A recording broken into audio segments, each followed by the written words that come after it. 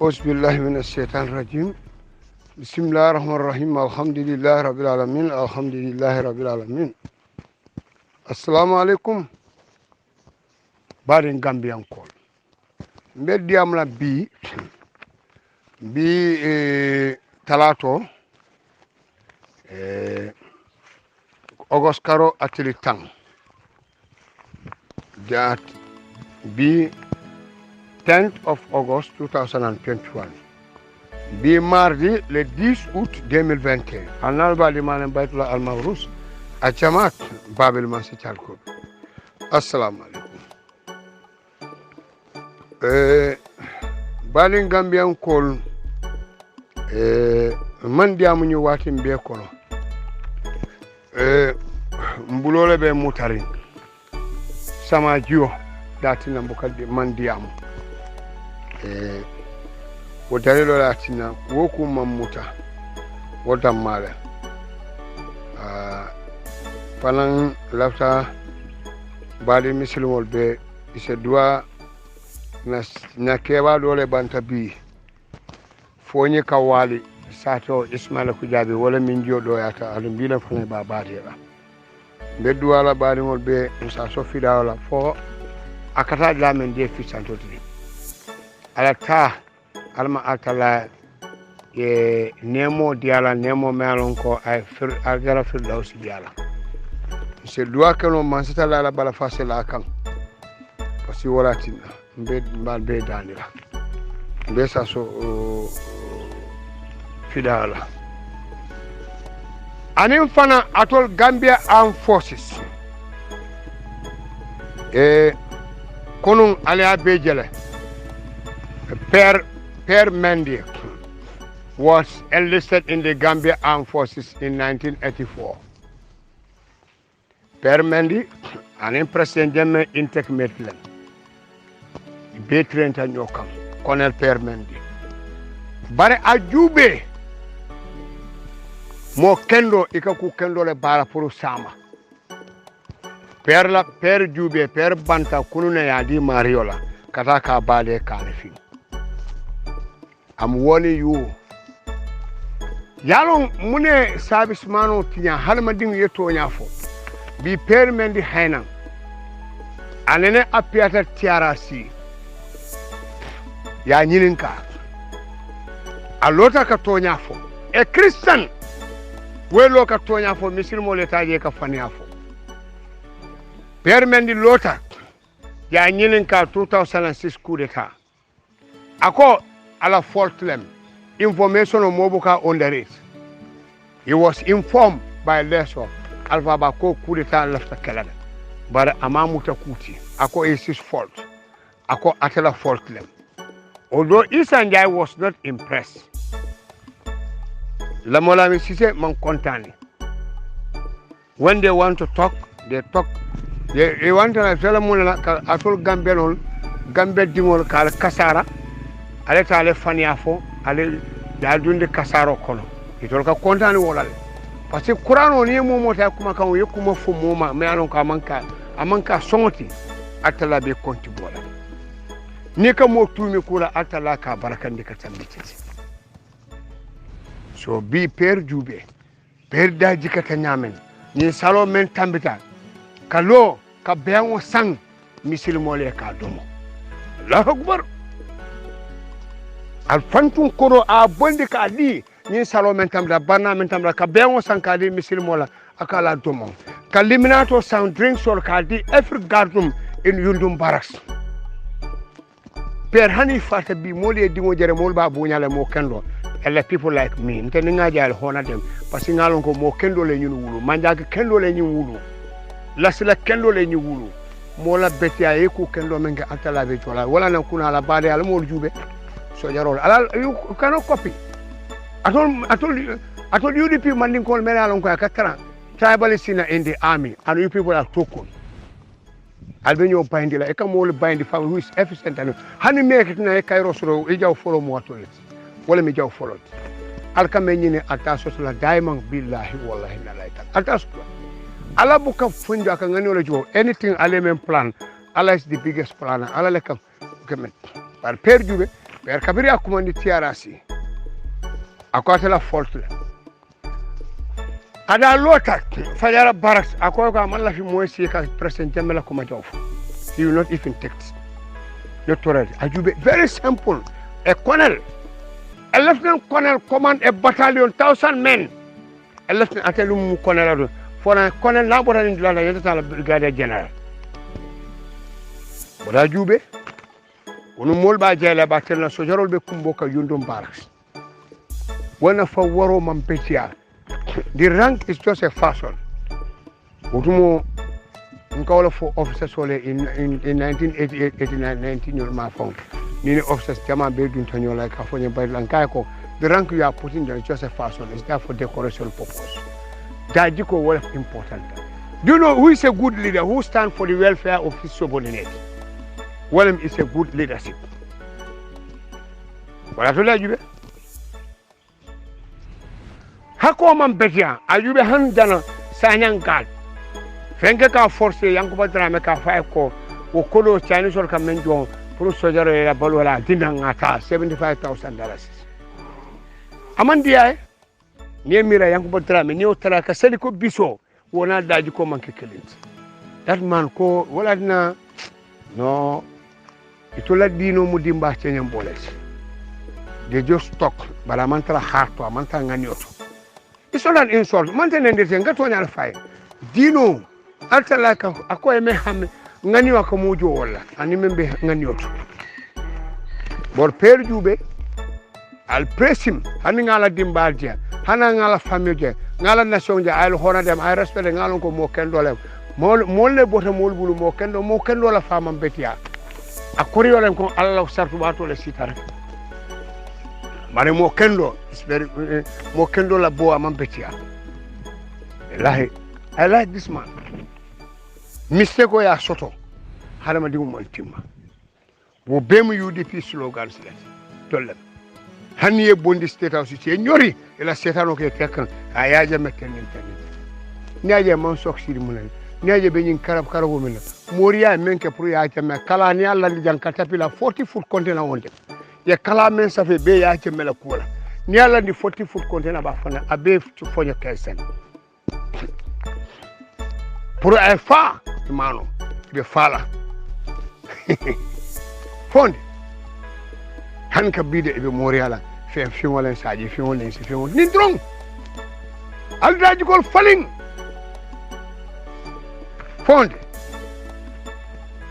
yetra ku kuriya be dawda mun mako bije rek mole kana wali bijele mandin ko bijele billahi wolde isiyata dawda rek kana wali ko teje billahi han jumoto ala nyo sama ala la buntu dino ko ne isiyata je rek kana wali mbuko momo ka place rek abaka fengolu jubab ka ala ku jube amake nender sen kal jaaji ko le faale ala pula ñin duniya man jamfa bimbe duniya be tan jele ci la belo ani bitema sanji bir killing sanji chamenani sanji tanani ani saba bi falmalo duniya man bang cila ala ko nte cila landila sanji wili fula fo mo beru ko ando de bang hamanke bul ko ando de bang kunu dol tika ta baro wol manke fenti bi mo kana setano balonde kunu ba folanye ko yata jubet ila duwa beni hadanyo wana ala buka baraka kila kuta neje dawde be tika nin groupe binaga ha ngaaw kala akamto ko alami tol talti la ko mote diala walam to ale nyim banko betinya fani yakam ale mola banko betinya ale dino be halakin ala satul dema bi gambe be nyun toro men ko be nyum mol pengu kan ka mol fa nin corona abe atollem billahi wallahi la hakko buka moto ala ba bondilal kan ate bayla mu billahi wal kitab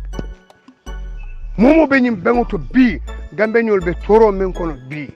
billahi ala te ho hakko tetula wala ni alko elephant ka jelele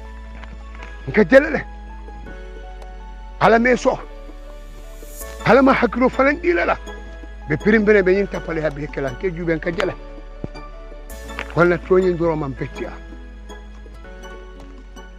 perle pertatale bora ay ku kendo man ke pibla to kana fem ibala ku kendo bi ni ma sans de fanda ba mo le kontal mun kam ay buku jaw men bar e kam mole ko mo ite manke fenti ala na lañu man ka be manke fenti biko abama mo manka ñolati yam ni mo ken lo ni bibi na te fata bi people will jabu be celebration wala kala bi anala tika be CDS moto tang be kabulano mo up to 20 vehicle bi ale hanna bita bi jara mo bukalo ko masana katambe kuba akala ban ko din kuriya man betia ika masana man ke fenti alta kola ni sojar police ol mandin kol anin mandin kol anin min terror anni ora obsesol be kala fenti alta kola ya cen ni man la fi mo la kala la fu burewo muta wala ñun batandi moy ñi ñake ay content ni wati men ala ko lu ngone jo billahi arstafu mori bil abu namra sango sando dal man ta damen to mori ala parce que an kolon a jita o beto bar ngamra sango sando al man ta woto o ma fi samawati seda fanati al man men bonni fo seda da ka bonni sango sando wala mal al mawla keno wana kuriya man betiya ika mo kune moriya men mutoñati ngeje la groupe ni UDP mandin kol e ko be qualify ngola ko e moro dole soto e ko ya moy ko ya jambe kanale so mbati ya ku moriya pura kanana so e ko e moro dole soto be Guinea Bissau o Guinea Bissau moro atna adam waro dunda kasaro ko na be kasara dunya be kasara lakira kufra alniyo alala ya joselat famanke yafa tata yafa e koy kata wala moriala ni bentale say koy be ben min to faratu furi be ko di fay wala e ta moro wali al skoy moro Gambia la forankero lati yentol ma men taw wallahi ngaw taw woni ya sare 24 hours istade ya sinje ya bondi ita jala abe sele banko budu wana imaje ale la misani jambu ale safur sita da 30 December ali o safur dendi ko kuri ma we sita tewda adunda seta nga konko maron ko dunta je kala katile ku kile fa imanka ni lay long wala na lumena wadu mena be kanila en January kawri cheva tata mbe kanila fo juni ngaji e kanaje ni moto tinted glass farma la tambajang may fati Ousseynou Dabo helaw mandi kamini sason wolbe la vantañade e wolbe bay e ma kordale long o korda e ma lonne wala ndega juwen ko itolle moli afunya ha itolle mar tinted glass wala ngai ko nyaka sila nka nyubela hajo betinyala nka suya ju nyulbe hajo betinyala siya ju akondi nka e manyen kordalo nka ngondol ngam parele kanila ko sai ko kan si fimo e wala sambala kada ka fa fuji o sedan tol nga bendule o sule mo reke barka ne bambatande hay be fengo dilala barola mol ngam ci sport ba fola barola mol Sidi Ndiaye amul Moussa amul Niassi e ko Ousmane Rambo Diatta Doudou Dia fo yakuba Kolemba nga ci sport la dia mom moy hey akala mo ci jo fara haybe dabaro la kala je pour ya jamme kana je mo membe amna sidi la ya jamme la kala watna ya jamme na amu dañ ba yemen fo ila fo so jarta mori ala ba anje jubele Gambia no ani APRC mi o jarta mori ala ba je iko baro is gondo jip amnesty to ya jamme baro le batna ya jamme murna nyim banko ka iko baro le batna ya jamme murna nyim banko ka iko ha so sai o jarta ka mori ha ga ya jamme kana to nyaabe min tole alje moy ba abe fania bar ngawlo fo nyim government Barola government ani momo ko you want to be allied with Baro with MPP momo faale be lari ba siso kan sal jom muta ye fiddi e ko ya jame mba ko lem lati dunna nyim banko ka ya foba wala APRC mba ban ita ban no le fanialem ika nenele baral faniale aluna atule aluna Gambia 2016 men tamre wuliya mem yudi bi maningol ma mem fo duna ko wo wuliati keren banko kan fo sango sandole ma wuliya jew bari duma fenti je wuliya tije ma men fo to merti je ma men fo ya jame tukala nya kasilam alfo yalo no nyunu fanyal ñu ni man fanya fote balula imam fanya fote ko do sotla imam fanya fote de la dimbal baluni alkanal fo batandi it's a fake stories my brother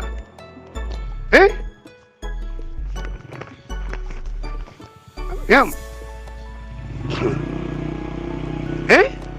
alinya kasila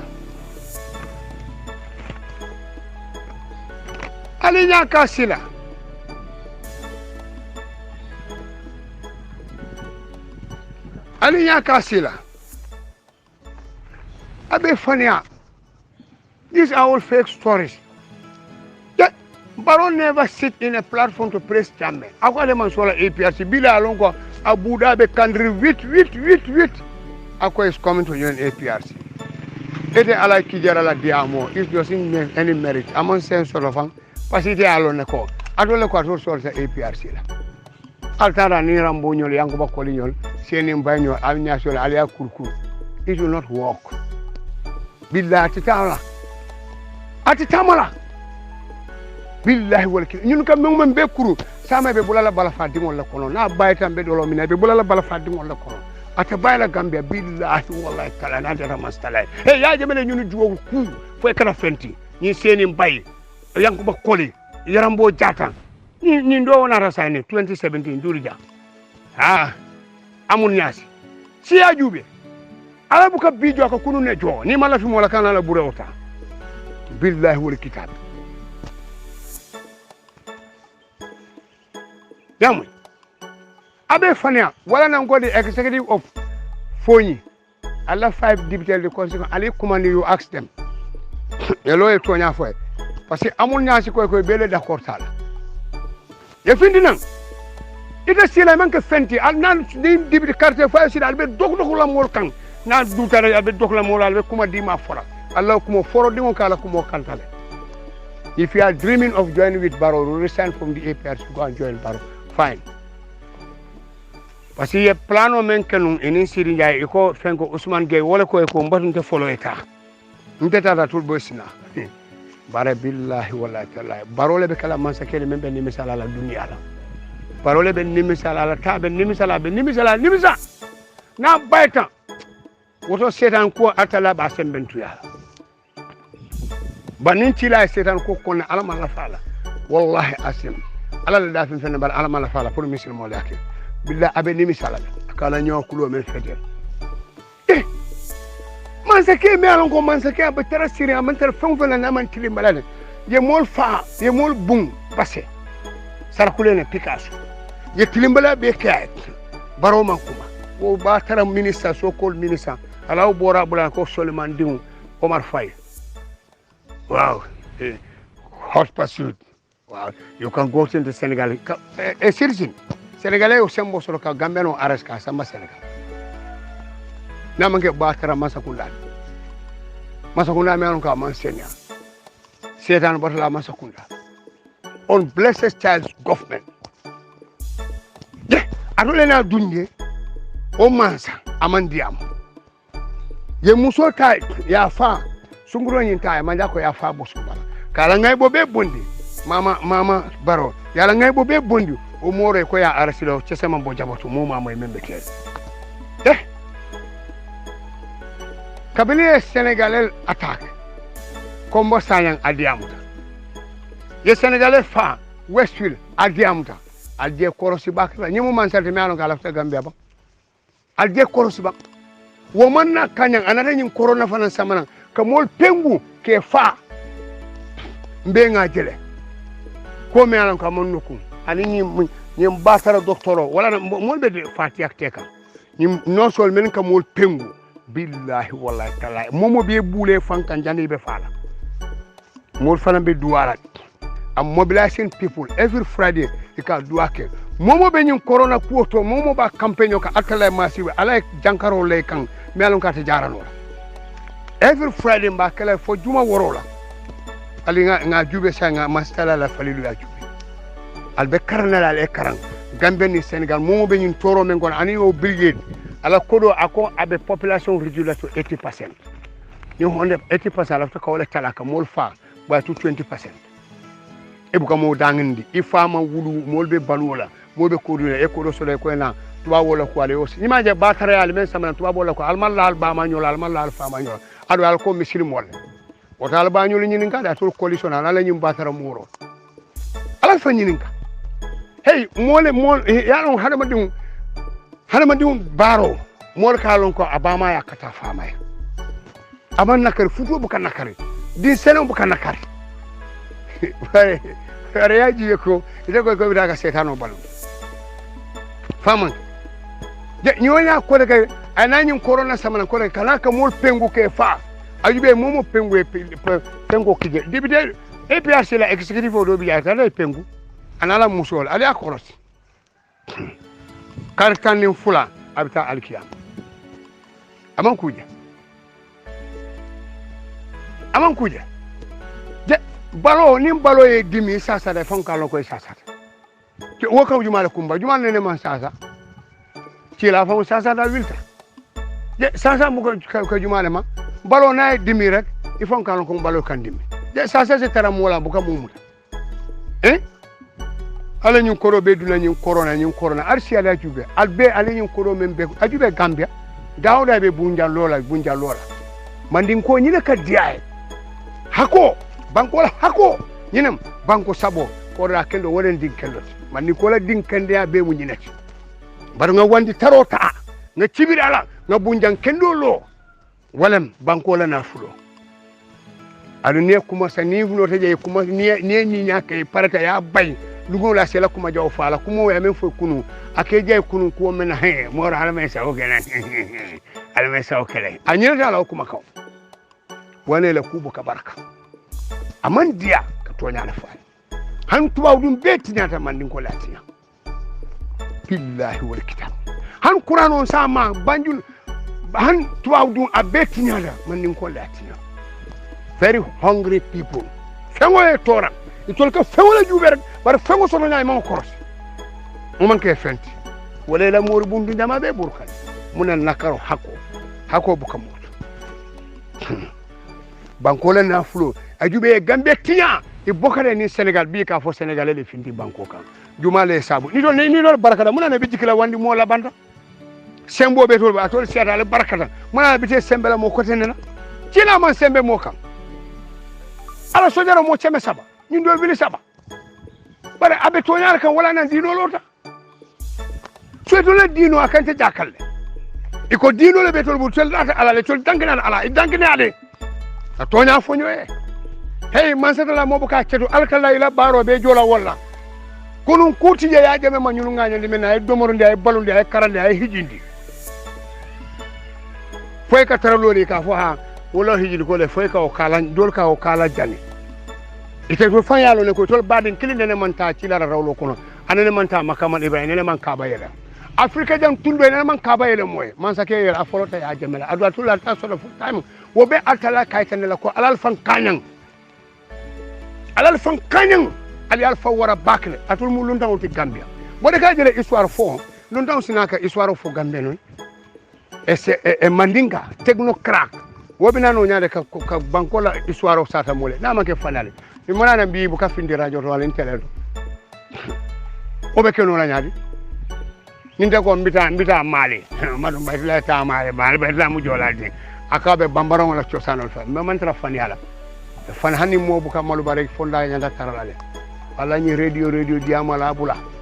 imaji yede fan ya do malore ka janjandi al cibir tajang al malon ko bi lumo be sotolale biale al manjar fenna la Gambia mo bele juttala mun kama fania fo hasidi aka kutumi mola me alon ka make al daji ko le islamo quand même fo atol si islamo li ma cene mo ko fudi bara atol dino ameta nyonya rek ina bita be nyaado ngal nyanya ibalo na daji ko ba sota de la hani atemu ila na ibota be tabarla han jamonte se dabaro ki ala la bungote se dabaro ki karol be imam yalla fo ngabodi de imam yake han wadano amano asa sire ne ñin doron pour mun kam seda wadana le betlam wadana le ha moro hidele wala ha ndele ko wadano ka he moro hila seda be jabela e kan ko dine ala kacata ala me la sada tabila ba ay more la ni sada ko e jabi tere e kamera ko tin ala la ka jabi o be pour fengo ala daji ko falin duniya bantale ci la belew aninte ma sanji wili killing sanji chemenan sanji tanan anin saba 1443 years 1443 ci la belew anin bitem in 633 84 bi fal me mira bang ko duniya bantale alkamban sa jumale fanen rahman akbar kabralla ala daji ko falin ñin dabar jawbe banko be ñin salte manya be atola be samaram ni cibirta de manja ko jalambato jola jalambato la le kamila tol ni si fin saji fin ba fin si se fin ulu fin la akbar kabralla Allah ko jakalo wata Allah ko jakalo wata Allah ko ka mira mbuka ban ni ngalla ko je narbe kawndo lan ka mira ani al daji ko na la baro man ke kiriti dahu akbar kali londo sa bile seleman tra nyobana ala daji ko falling albe ni moria senjel nan den yaaje be fata moria ti yalma men ke ceba yaaje me tus tese man bo jabat tinyaro mo kana cibirala ala la no molle delu je vilta ko baro si nasiran inyini ka wol bi be nyaadi altalon ko masitala le man sorti ari nyini ka wol be nyaani bi ala karama suwane nana te vivo ala nyini ka biya be mutto jumato fani ya man betiya dabaro man betiya ku jaw ala ni ka ceba koto e ka dum mana ko ala bon ka be kutu mori kata baro ka manke moro to miano ka sutara ala billahi wal kitab je moro maybe senene no banite londo so ni akisi balon ko nyimman si to nyaka ni londo be bulo ni akisi ite kulon ni balon ko nyimman si to nyaka ni sitan setan na silo manya na ka polo mo men senela men serata ala nya men ke mera ko saabe nyaato o te dunna baro la ko bani mo men senela ba futu da fen wala kam na futu da fen wala kam musole me alon ka futu fen wala kam aka fen wala juwe aka post kono dingol ibe setano balundi balatita is enough kane miral ali fonyo masaki abe nyim pikero membe abe fania namol be duwala juma mol ka sile ka ko duwana al ngatare ali ajube docteur samat bi maja a buda be dendi tak a jobe sorom al ngatare nim boroma me ko matula ko fo mol ke cibiri dabaro la ba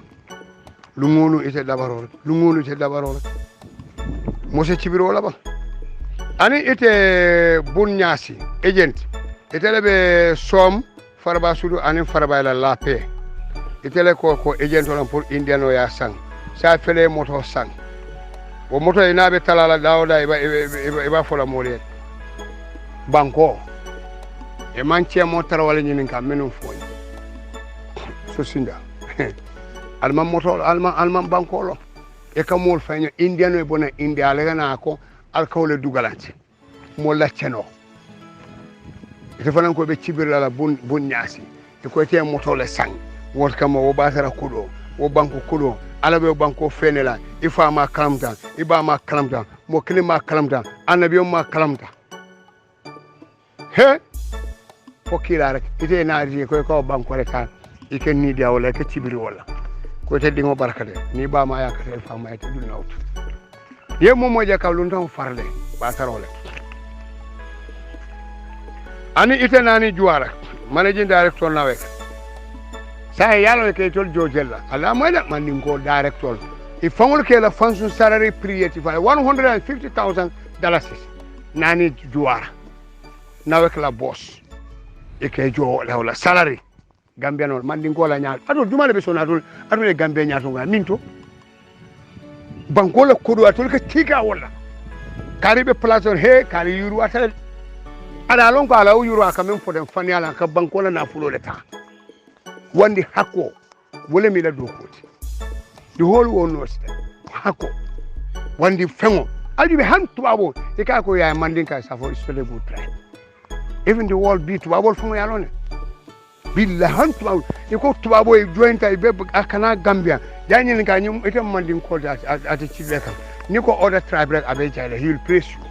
while al daji ko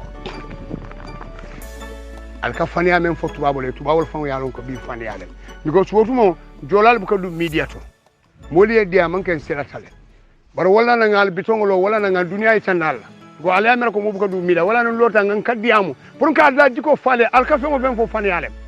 ka daji ko lo nera ka la bitongolo force o kan ale muneno tiñaro mo kana cibirala faniya fo amam betiya hasidiya amam betiya iblis leslo fo waro amam betiya ale dino be tiya ku salte manya atol cenin cela futo atol la sembentu ya Gambia bial ka tara lole ako moro ba bulu sayde vota skal alba tafalela dol barji ngaje alimo mon guys complaining yalo ningo e ko mole ko ndita election do ka fole ko baydla man kendia bare ndena do men man kenna fo alungo ka lungo jose nakumo o musulu boleti bila alba dunya fetel atol men ka o double registration okay atol MPP barola mas so-called party ani setan batula dingol UDP these technocrat people you will regret for the rest of your life hey atol mulungon alkamen be dabar ata sotola you don't get it wo kulubale amanya la men ko 26 wo bantale ndole jatata toti al ci fo ngam pare ngal batu dulal al atol fo ndole bataro kilin kilon membar kono mambala wala barantol si nga jume ngadole batu ngadole tam banko de balantole tam banko ta be ko elal may billahi wal kitab mbal wulu bayle le trikunte ba ala daji ko faring ala kafri amanya la bula din kando buka toñendiroke ale nyin kafriya manya membe ke nyim banko kan be kala banko juba be halakirin nya tija anin tasoba anin tajiba bita jamon to fania al kamen salifa al malala abdu jide kan nyina fal yemen karam fay malala na do karantala ale londo sula ale alalo ali ulala setano musanda mo gambe jumul fo ala batara mo do ka fa am ngamu usanda ba ka fa nde fenko politiko mu dinole bataro membo kasayo adabe finala adabe wuleri na burabe wuleri wolyam ni han norole be nyimba te banu ñun fa le londo ni ala me ko dunia be mori ala tiba ibe ala men dalila tajala abe le duwa jabe le tajala al ka tibiri wala al ka tal kamr ko jatala mbar nga kar dabarle ya mo le men kata karala afatale ñin kal sewo baket nafatije hey adol bijela billahi wallahi nallahi tallahi ye fang taw ngala momo ye tegre abetulaje billahi abetulaje pok ndala lan no jama ko en traile nga ñuni man suti alama sedan bar la mo sew buña ka mo bango alfal se alfa ya se si fo ndol si ndol me alon ko ndol mama ñu le ñim bankolo aro se ci ba fonde ime korosina ta ñam alkatara siri albal sanyo wilindira kafriya mañal mo se kibiri te bukala mala nyin kawndi kalantan wala bukala mala wala manja ko ya fe ko ako ma fo alqur'ano tan dem ba tol alqur'ano lakbar tiara si kasaro men ke man nin ko wala yali kolos billahi ni membe tare ji wula wati mano sa fo ya teme muntuma alkalo sa fo ya teme sefo ka fo ya teme itoli amele ko ka fania fo bar nga fania gara ga yaje me faniande yaje me senia batale don man ga senia ro wolte dun ka yaje me kay ko woli anu ne mun makamal ibrahim ka be man sata lay fang ka bin kafiro fay nyim bula kampron ko ya fay de ma ay mun fo hasbuna lay ko ni mal wakil alma ko to lomba nali olo nan jahiliyante nali olo ati yaje me ko o dunda makamal ibrahim mu ala la kanto je man na kanyo ko da kala ka dun kila fambe la ringame te wobe man kan hani hakilo manka da idda sata iman fellon nyantalon ha nyin cewde ni mo nyante hakilo tulato nka fengo fo ni la ko atala a tika ko ga ka samba kaba ka kaba yelay inene ma ke mola inene man dika kilinene man soro kabir ala fay man din ko dala anene to soro la fa fo dunia ba ye a be samba je wobe kaytan ni hakilin tangol kaytan ha nka nyin cew tumi ko menna wonta daji kuti ni mu ala la kanta jowale mo man ka kanta ala la kanta jowoto duna makamal ibrahim fengo me alon ko atul ka yo file wodun dun da foje fo 40 minutes abe leri jabe ala ta lay batuka je man ka bulu kawano diwa atal fan kanya na bang alka dina alka man sa jumale fanendi alka dina jumale batu atal jigol sansela bang tapale ya ko rek fania ko rek ko tade fania sa imaje fania with the world is fed up with the mandinka ngai go it's not a tribe because the origin Mali ngai go to the website of Mali where you see it ila Mali bukaje iko nyako tonyale ngai is a fake thing fengo fe han ma kan ko rakono ya jube digo dinka mol batandi da korosi amanke mo kendet and that's how happened to you people. It's not an insult that they have fact wala tonyate ate di ala adu wala tonyate adu man silan ala da ko falling mo kala cibri kamol neng alka fo bayla kamol neng ni ngal nem fana mammi sefa nde mammi sefa nde bakal banen bara ar songo bewlo fala adu moten deni no la foma satanda fond mo se cibri ko ala matota ala ala ajube fo ala ka fani ala fasa fo ka tonya ala fa ngamna faali non kulum bi wala man mo se cibri fani a fola mo se cibiri nakarola mo se cibiri ka cibiri kula menon ko aman soto imaje fenke nyin nani juala ako ha 150,000 ka jola salary ako ay jola boy so le tosta ka ci NIA e ka fa wala ka sabotage ke masakula ndol jolal ma hasidi yalo ifamo yolon fan yalo because hana atul because hana atul fanga yalon ko tol manke hasido yo report le ci state fenko NIA ado ate nani juara ala musola drive ka fa solo wala kata mori ala la nawek fof 447 motola number para do tere kata mori ala solo eko wala kata mori ala so nani juara wala kata mori ala sutatili ala mori ala ngamra han cila fawle na fa Gambia alota e kawandi iba mori ala italtula wala moy haklotu alkam men be kalab karatel alkal fanne patel yafa ani iko barola mol NPP iko for reliance financial services bank wala kata kal don tro ke kata foni e ka fo mole ko be don to la korola 6,000 7,000 pour business okay ni na da foni atol boy sol men be foni you should stand firm and alkalo be careful what don tro moko abe don la akola voters card akola carte voters card pour awala nombata aw photocopy aw dele aw ta pour ese tapale ake yeah saying atol you people are fame albama nyol mal fama nyol nakari munal be yinkelal bank nene molbe wurla ya jemela ko ay ko men kata Gambia te atol nyin groupe be mo sey parti sey narol bama nyol ya katal fama nyol ima alfa ma nyol nene imante la kambano la banko be kala temba anana nyin batara moro banko be kala temba bari nyin kala nalta albama nyole ku kataka musole me alon koy katata ya katan e chema nyole banko be halakila temba ban ni koy be mole celela me alon koy dang ala ta kelano alfa salale wulu keba abe wurla in 2021 ebe to be la politikola adite you'll face justice adata master la de la baro be londi la le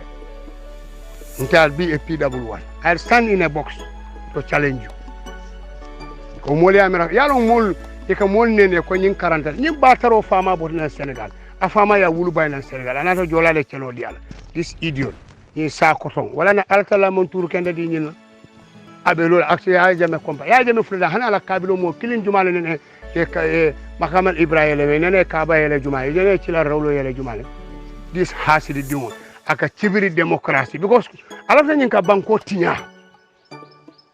nyi man so moto nyi momo ite ma londi solo wotuma ka million men kombi dala si million nane ani sile milliard nangam dala si wili nani dala si temnane ambutudol be akabe ko na munana sai almanya ni ga munana buka konti sai alanya ni ga alifa sala sai munana buka konti sai ni mu fania dingolati is a fucking idiot munana sai buka konti ha million nangam ani sile ya iko mu that malaria patient anya kulo mala ko mo jomo len kamera ko nyamatu koto ala nyinin ka e munake sa munana bukana ko million konti hey ba taro dorana ka fo démocratie afo en jabe ali nya kasila disula fekas so ni na le ko ka kolole na la ay dikata ali balang ñunu image corona to la natika mol pengu moment sembe so ka mo pengu fire service church ngamo dole e ko abe church stand e ka fo ha mol force mol e pengu e delta moti e se mola salary do ko wala tada pengu ta hey service man e man sembe so fan to force somebody to pengu ala personality ni de juole ke mi tay de juo pengu ye mol bula ite amena koy bama batara tanyamen ite fana batara e mo be take batarot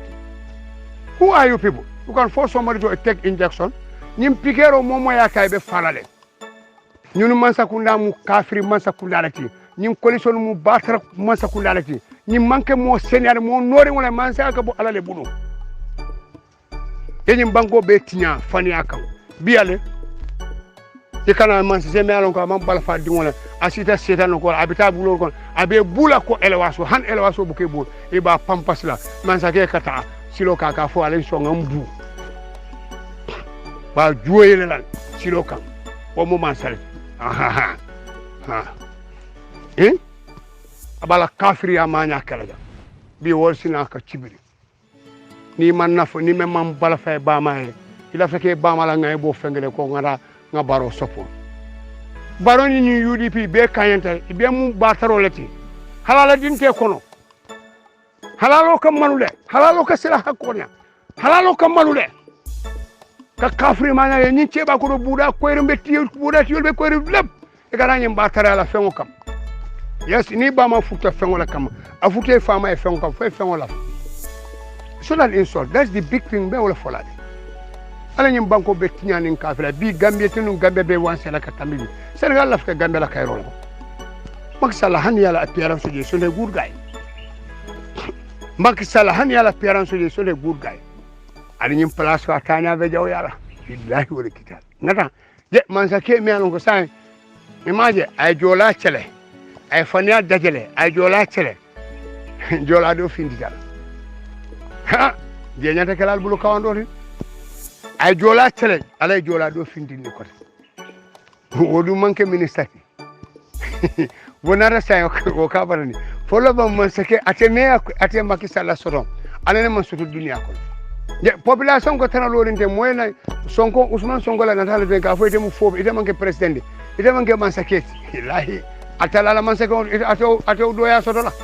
billahi wallahi tala ala moment toben ala adu kursi ko woto kala mok bare setan la silo tata wala ni fania fani malo e fonyo bare nga fone ya jeme mo ka sawo ko la e kaka Macky tanya be jaw yalla adam baro tanya be jaw yalla ala sabe al mawruslam billahi na det ale fania le sindi to nyale be bondi billahi wal kitab he ala ndew man sa ala ko be mo fasa ala e men tonya ala ngar harke albe sonna baytula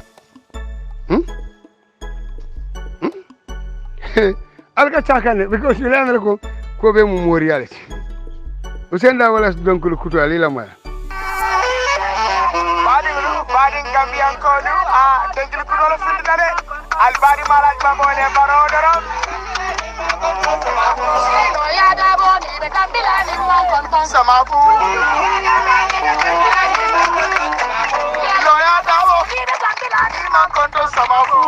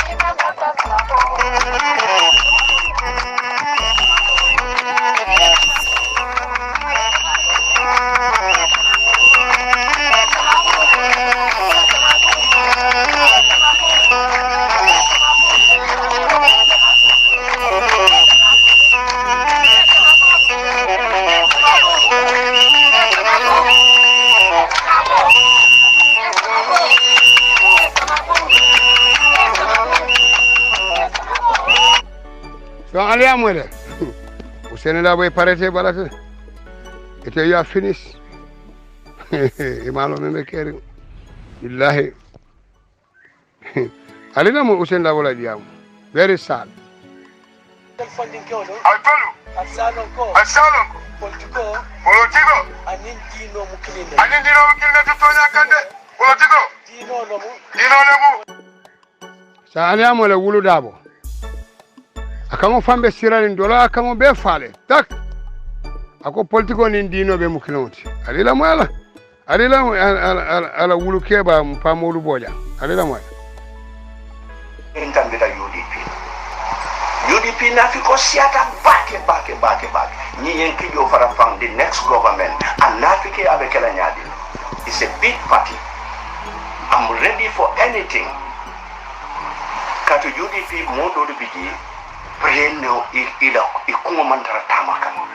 ila brain buka tam wala hani yakuwa ku my commanding kaya UDP is not a commanding party wala men fanka fo man ala ebinala le bile aliolo ala moro la bu janyanda nyim fonyo men tambita ba mudu boja la moro ali la moy paro people now it's not me it's not around about but one thing they cannot take from me I'm the one who made the change I took the lead and I contributed nobody will tell you I sponsored Adam Barrow paro there is nobody in this country paro kanjo paro jato kanore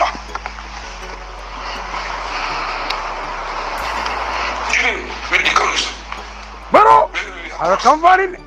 I beg to cross the vehicle because we don't have money to cross. And throughout the tour, wherever we have financial problem, they come to me. I was the one solving the problem. After the elections, people want to take them to police. I gave them money to solve the problems. Where was Dr. Sisi? But now you have them out to talk. You say you are a university, you are a doctor, you are a political analyst, you are a political analyst. Where are you? Where was he, Dr. Sisi? No, Musole, amange Musole Kellen. It's very unfortunate. But we have Gambians who are conniving. No. When you get people, confuse everybody, you call yourself intellectuals. If you are intellectual, create your own deal. They see you doing and you succeed in it. Thank you. 1 gigabyte for free just by replacing your SIM card. Baro, Baro kano Baro be hot rene. Baro is hot. Baro, Baro kano. Ako where see Dr. Sisi. Ismail Sisi. Kuni dole ka for university students wala libore. Lagbar. Alale mansodi. Imanso. Alale masino wana akolata kuju sinatum. Ni Mario ti. Ay femo be membe fo le keri. Alale mo nyindo falala. Kay ñi ngaro metale san jabir wato sita ko Usain Darboe ni Adam Barrow ci mala moyo jafa Usain Darboe le Adam Barrow jamfa number 1 Usain Darboe le Gambia dingol jamfa number 2 Usain Darboe le coalition tas ay coalition jamfa number 3 mbinala aning Adam Barrow le ko jaba kese ko tale no Adam Barrow bunya kuti je bunya ko ko na mom ke Usain Darboe aya bondi president number 1 aya bunya minister place wala number 2 aya smogul aya ke vice president de mobi yalla na Usain Darboe manyana kele no vice president but Adam Barrow ya bunya le aya horma ya ke vice president you know Usain Darboe ma ala tindu you know Adam Barrow tindu you know akati lafta nyaton ko yadoro na le no kake president you know Adam Barrow ko kilindoro na mo Usain Darboe ke president wala ñindi ko loi ma sembodi la but loi sembodi la no Adam Barrow Usain Darboe bunya la president yalla but ala meke mendita keno la wati so Adam Barrow no Usain Darboe la ko kono wala ñindi ko Usain Darboe le Adam Barrow jamfa ay Gambia dingol jamfa anata like coalition le 3 years agreement on ñing ay wo buruka ko Adam Barrow ko kana son bi kana son sama atale jamfa. Okay, 4 things why Gambians will not vote for Alhaji Usain Darboe. Number 1, Usain Darboe fundira ko he will make sure he will do everything possible to see Gambia ungoverned by the president. Wala ñindi ko abe preso la Gambia government kan he will make sure he will do everything ka joko ko le Gambia government kan ka Gambia sama ñato. Number 2, Usain Darboe fundira ay teachers threaten what other government kono. You know, I sign wala tandiji wala ñindi ko Usain Darboe na ka massacre, you know, he could be a dictator, you know, because akot tesol nima murung eta do go, you know, they could lose their job, you know. Okay, number 3, alhaji Usainu Dabo le ka lo ka foko atu ma bole mola ni sa tinya to ya tinya na si tinya na tinya we alhaji Usainu Dabo disqualify le no number 4 alhaji Usainu Dabo le fundita prisoner na tara coalition le agreement okay ako Adama Barrow ko kana so 5 years bita wala nyesu Usainu Dabo is the only one who threatened the president watara abe vice president yala so alhaji Usainu Dabo is not qualified comme nga fa la nyame rek vice president la job is the easiest job in government Minister of Health, no ku get health side ikatele blame. Minister of Tourism, no ku get tourism na side ikatele blame. Interior, no ku get security la side anu ku kata ngoli Minister la side ikatele blame. But the Vice President, kuku aya sign, isalam ku government na bulala government na kata ki dulal to taring kuku abakela dorong akatarele government na approve Vice President ko kuki anidia kama Vice President nya yani president ku yata to isalam ka kule kama nya na minkela wala kule fa manya na minfola wala ka ni president ku yandi wala na president ko Vice President bay but na man go the Vice President wala ala job is the easiest Vice President ka tara office of fon akatara duwa ka fu president fa ibayale ala do ko sa important so ata mo manan kunno. So it's very sad, So Usainu Dabo, I'm all over disappointed back. Until we want you to be part of the solution, not part of the problem. That is why. But now I'm going to vice president job is the easiest job. I can't from president 22 years, or 30 years. President when you get dictator, the president when you put a jail, you become more jail, you have a vice president or some ICC because vice president people don't actually focus on him I who get wrong more kala ko president la bla wala na ibuka je ka vice president sama kiti wala ay son ja sidi felende ngam sidi Gambia jumala ko ba sen ja sama prison wala ba sama jana because ay son ja sidi mo jamal mala importance je government kono so vice president la doko is easy Usainu Dabo mo la manan kunno yo aleni wulu ding mo yalon che te men ka diamu ten yala alsita fani ala kan albatara dimmalem Guru fala dingolem almanke fendi wala dal te benna parce que faniala al bendi ita fa man ka diamu ga boy Gambian alole adola fala ga dol man ni ga dama wala to le ñoo disappoint narka ICC le mirandi ya jamalam billahi mo famal la ba si so ga sa ci tindino ya jame bala to nyal ay ku men kala Gambia al domor ne far ko non fata al farta ni ñim bango alman fellong ni na dina le fellong kal samba dawla kal karandi bial be silal ba la kuma jaw folan momemma ala ten ñon jongo ten wote ala ten no buka ala ten no ka fri maña dron ijo soro ye de ye ten e ga usendam albe ya jebele sama la asini ala tray ñale ya bay billahi wala alfa ñol man la bal si sorka tous allah fake story altanola faniala ibe mo la evidence algo bugo alkal ga membe faniala alkada ka qur'ano ta ke kalifania adol ka balu faniala alka cibir wala na albe halakila alkanyi siraw men ngaba alsta fu dunya bang alta duol sindilaje mun kam daji ko talbulu hakati wala man alka balu wandi hakolem ay men faale toñale because toñale minti hakolem hako buka mu tuje nala mela ko albe nyi siraw ngaba la tol mu lum tangoleti albe si dole celala wonde ndol nga mudo di ala ka balu wala ale kale ke haramadi won ndol mama nyola tarole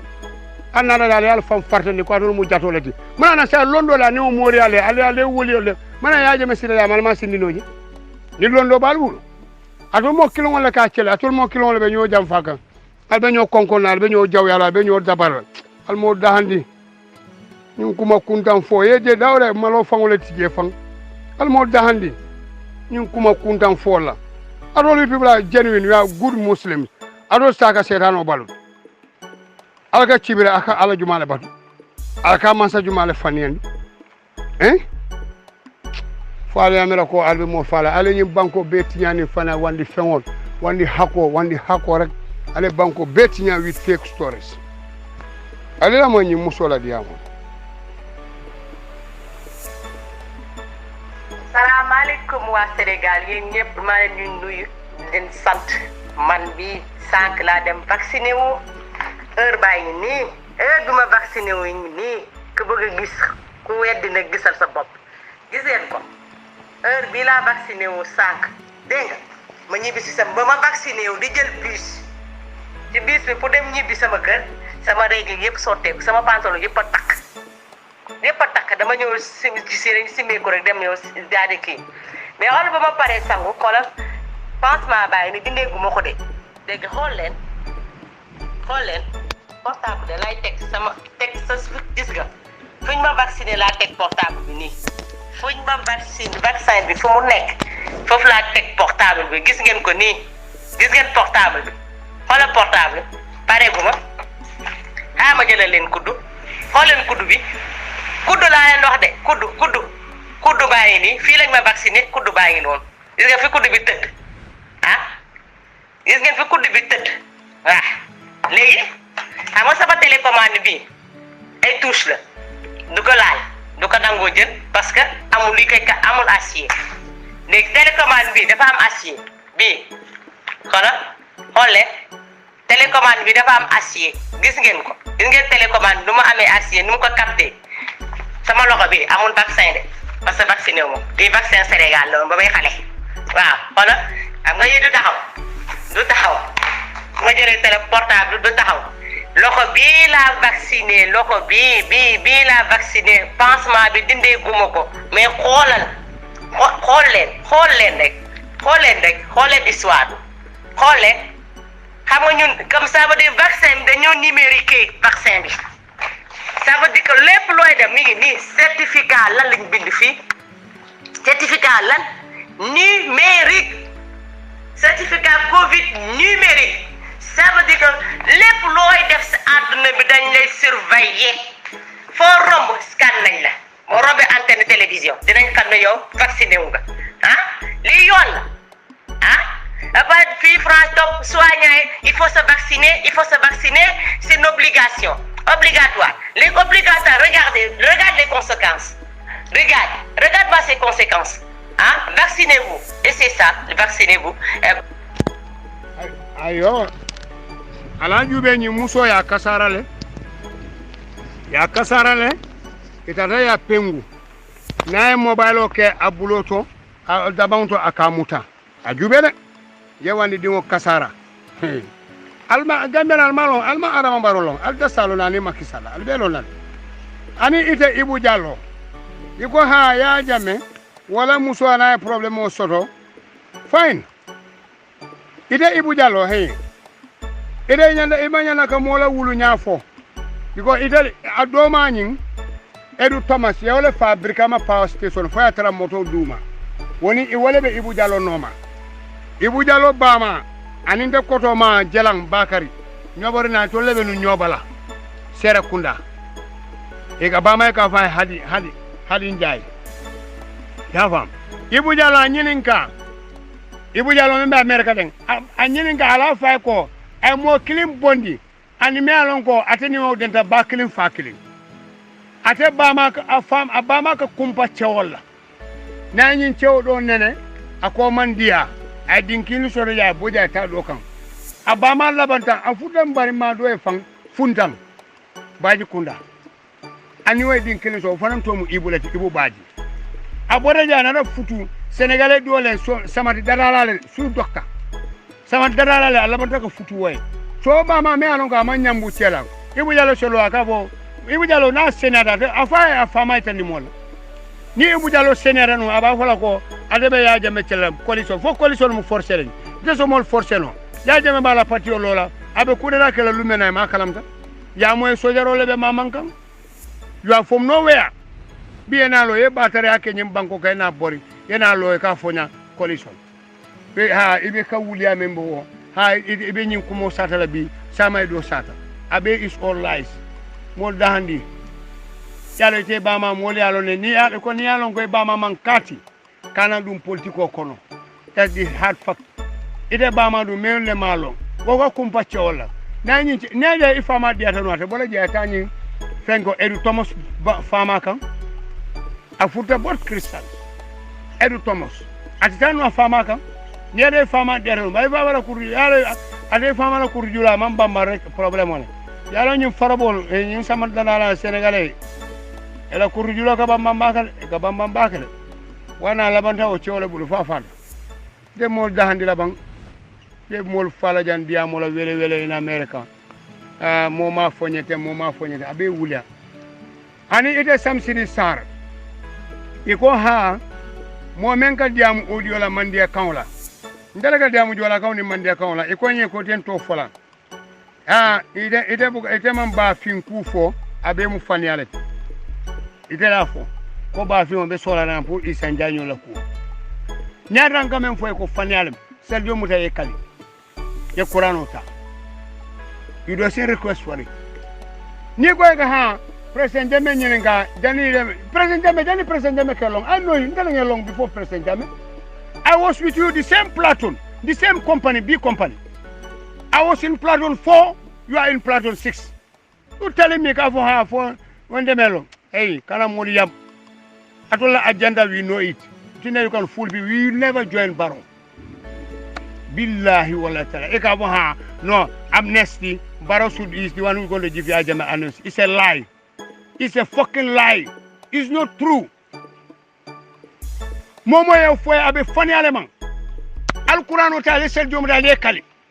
ko Barrow is the one who should give amnesty to Jammeh it's a fucking lie don't America mole you can make a bunch of lies for America you can fool us maybe you are not aware because you people are promoters of democracy we are not evil born we cannot survive with Satan yes if you don't have blessed mother go and join Barrow we have blessed mothers we cannot join Barrow yo so if you have the mentality of joining Barrow go ahead with Barrow we are okay with Barrow we cannot join Barrow today we cannot join Barrow tomorrow yeah fam when Balu said I like you want to put people to support an evil just recently at the Amta Korega ko ate safol be fenke ko furol wilini ko be kije nyunu be moy what I like bodun sha ko ide nga president Jammeh nyininka ide buka setan ko noma so why are you following because Barrow be setan silo le kam so why are you supporting Barrow Sam Sidi Sarr why are you supporting Barrow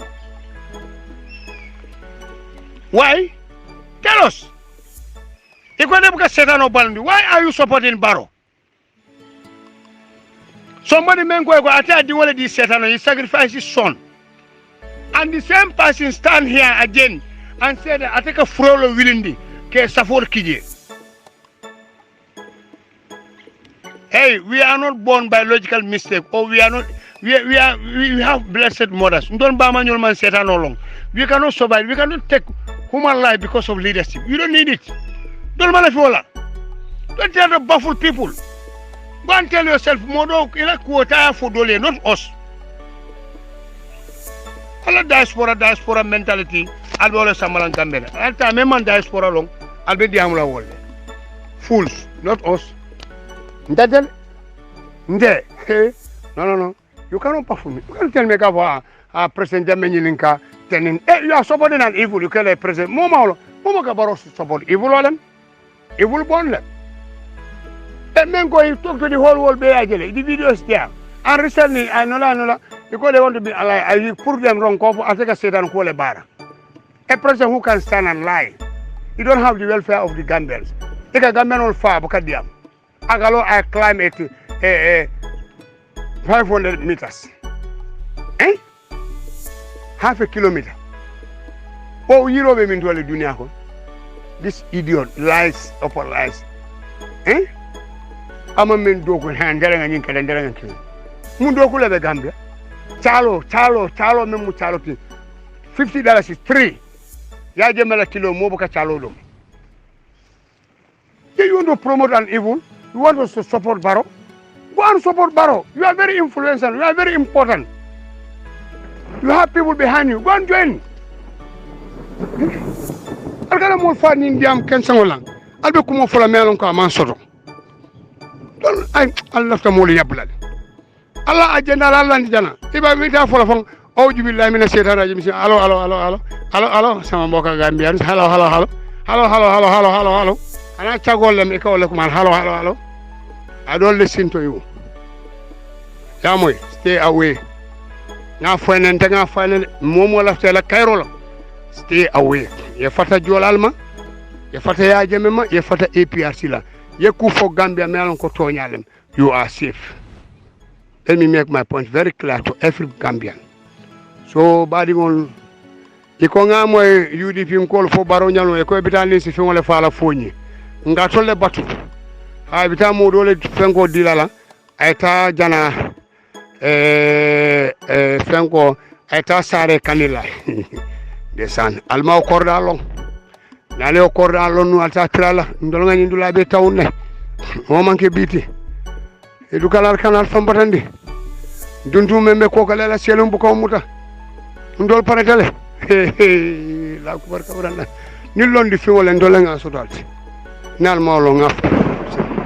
nal mawlo monsieur Fade ni londi fi wala ndol nga sotalti al nga dane ni mboro mamme ko matula be kalam bari wol be dannale jang al nal badi malem baytullah al mahrus a jamaat babil man sa targo assalamu alaykum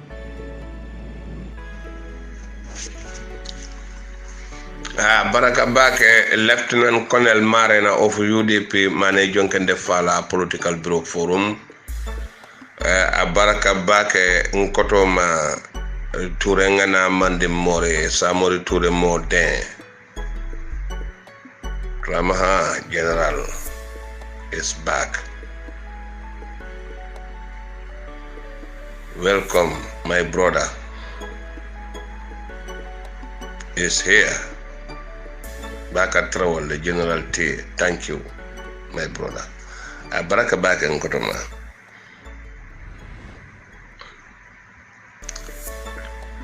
Gambian Kolo.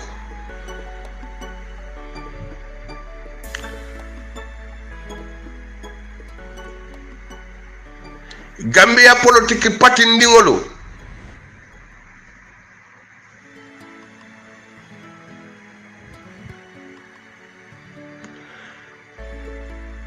konkoba fankas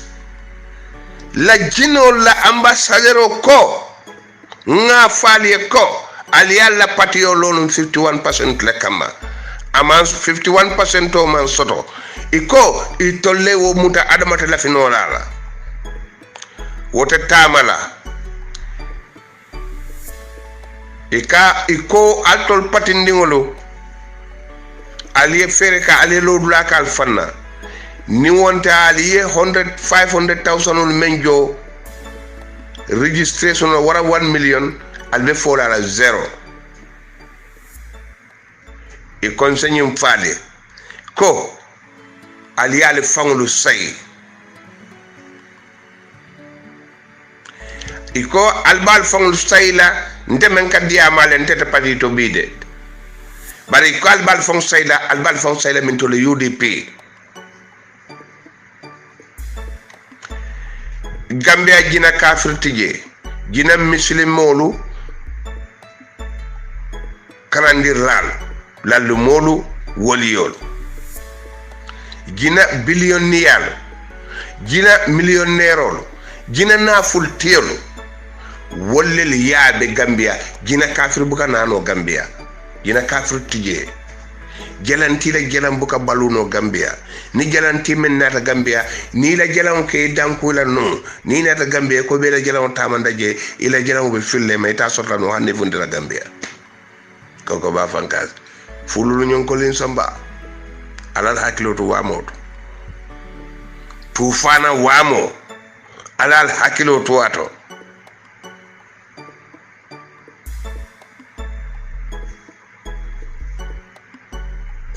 wota tol patindingolo konko ba fankas jino la ambassadero konga fale ko aliyal fansay aliyata patioto men na mandarago nete mun kota men na taman sero nete mun kota katun jinoli Gambia la jino misile molu ina jine billionaire ila jine millionaire la ani la jine naful tielu katum Gambia jinol foarate je ak masta na fultiyo leto millionaire anim billionaire ane lallu molo wollel be Gambia kono yela registration o banyindi mas tambila arami sa tambila len yela registration o bank pour ka kato fayni carte faynala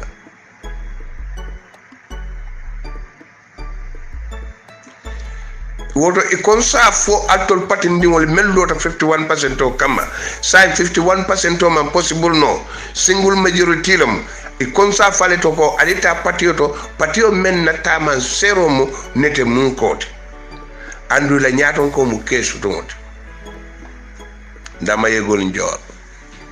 jambar moy desavoir wa deug man doole jinna man dem billahi bu sona ñoré sañu ñor bu suna ñoré sañu ñor ku gëna bax la tawul dinañ ko xam baraka bake kebe no wari ko tora sonde kadum kon kubare lemenen kubara aw jam alhamdulillah baraka bake my daughter, only daughter, my lovely daughter, and I love you too much. Thank you.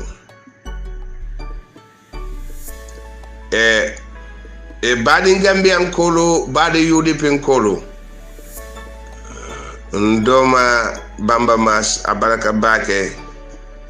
ila o nawler kibaro ning pate korea kibaro to ibe kende mala kelano ni bota kendo bala sako ni kendo bota kendo bala always abe kende mala kelano anen kati balo bota kende ma bala nala kat nam ala kati bala ya buka proof no sako ni kendo bota kendo bala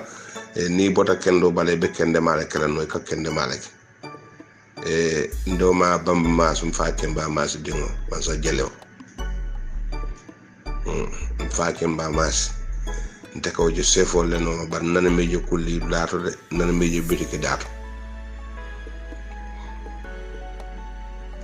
ni la nawler kibaro seneyata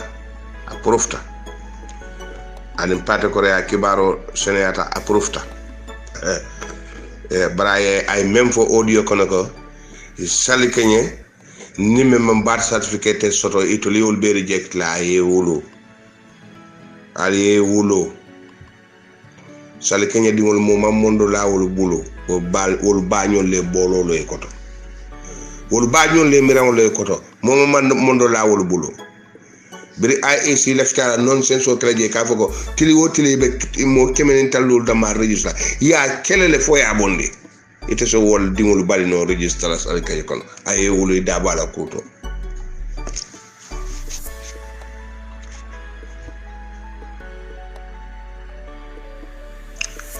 NPP kiwa wa wulu ndulu men nyaakulo warate kunot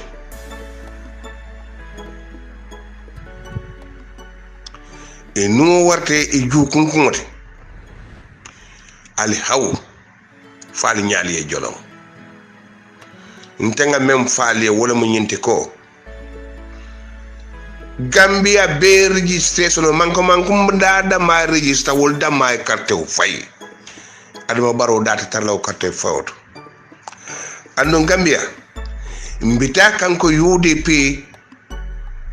anin GDC anin GMC wala be presidential candidate o londela mbita kan wala nyama kato adama baro wote lola fereng wote lola de wo data je mol camera propaganda lo wo ku ko tan muhani ate lola jalankunte ate lola katement ate lola kat alala kat lola alala ya bondi loto kanyim president ya nyine menkana ako adama baro dati ge atle adama ba ma fa amada ako wole dati ge aka dati ge de endo dati ge anu jawra ya fayna kay dati ge adati ge ala mori jamale ya fay ka dati ge ma fatata jala morol men yade bare ala nin kila mor senol men atate ya fane ko data nyin carte fort adati ge andum bi mote NPP kemo men bi arjumo sibito jen jun karotil tang anin kononto bi NPP kono kemo men ke fonkumande NPP la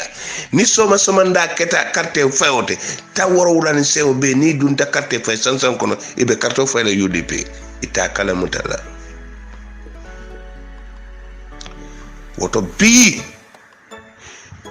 nyin carte register membe kere a carte fayo men kana abe sobering UDP GDC GMC le tema APRC te candidate londela doite candidate londela NPP candidate bulu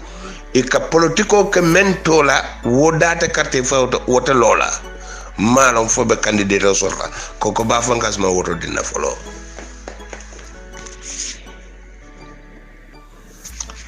a baraka bake mariama samura e badi ngambian kolo nga mandi mansa je Senegal kono e tata je ka mandina ya kacha ani mandina ado purunse murnom fankan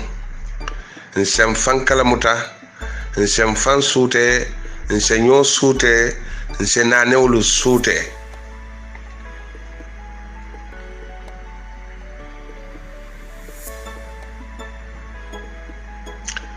kamande mbumba tentu ke jayi kamande network konton onda king sport demba konta bakar trawale and subsise and others ye mba fatu sonko mbama muso bako fanu muso bako bati tio muso ba kalera jama tio laramba tio laranja tio tamaranja tio memba munyinti ite konkola ite namatala la dula kute mutala ba fata sonko ndene kamara sa koto ne ngara jeno sonko kulu kam moyla kula nyang ko mbota dawda sonko sina mo kadi e bota sayyidina ali wala bala ni ko sonko e ko sanyang e ko sane e ko mane e ko wale e ko damfa e ko job ñunu bemu trama xam bon sunti ñunu bota sayyidina ali le bala ñunu bemu ahalel bayto lete sur folel muti na far sonko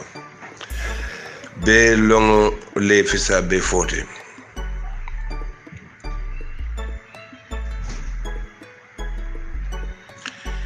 mande mansa e kacha men soto anin jonali solo fa anata futa registre sonora koto ala woto kumata bake andala Senegal ta fanan kumata bake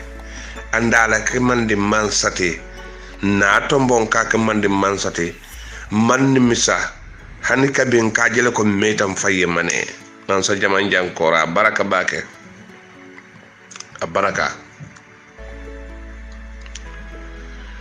alaji amadou kora mande mansa baraka almanyen mansa yaye wate ayela family wate almanyen mansa ya kele sima ya nin jata kende ate anin harje firmin tanko ni sutro anin kambarako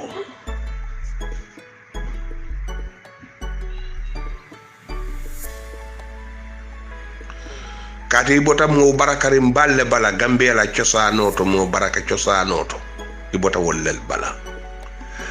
mo barakari mballe fana ye tombon keke mandi mansate wol fana mo barakari mballe ti bota mo barakari mballe ti mo baraka ciosanol dingol lel mo wolte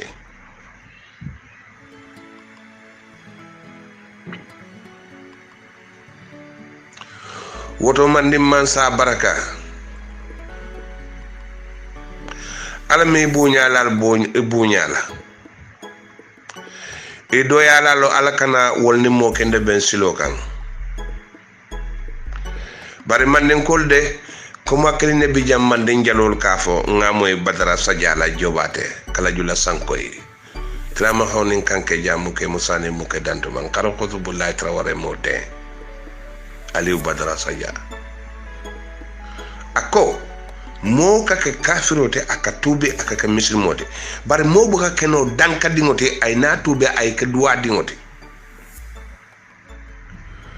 woto te danka dingo janni be duwa dingo la kelo kele ite la kurto ko ma juwo karala folo bang ida siata ibuka bala fe faye e ko be mo kumal sambara te akaran kono borola ta ndel kumara te akaran kono boroyenne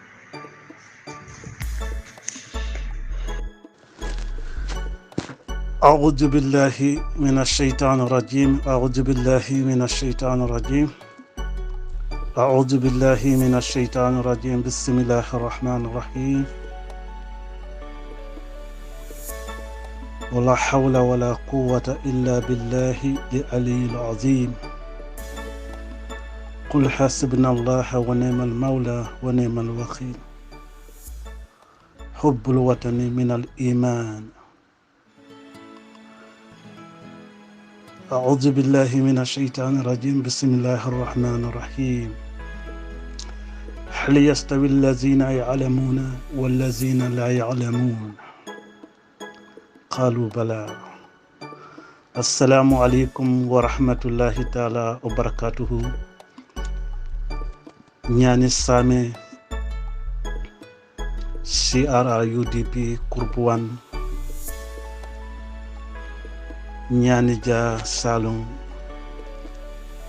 barjal tendala to same pajonke mbadi ñani kolu anin mbadi Gambian kolu anin mbadi UDP kolu mbali kondonna muslima ya kondon dirola assalamu alaikum wa rahmatullahi ta'ala wa barakatuhu alna albadi ma moro sise ñaan sukutangon bisirin jamman jang mbali kondonna na badinlu ñanin kolu anin same anin mbadi UDP kolu anin mbadi Gambian kolu koyna to katon bakara fulola koyna to katon Gambia ani UDP telephone oni simu kato mbadi Gambian kolu anin mbadi UDP kolu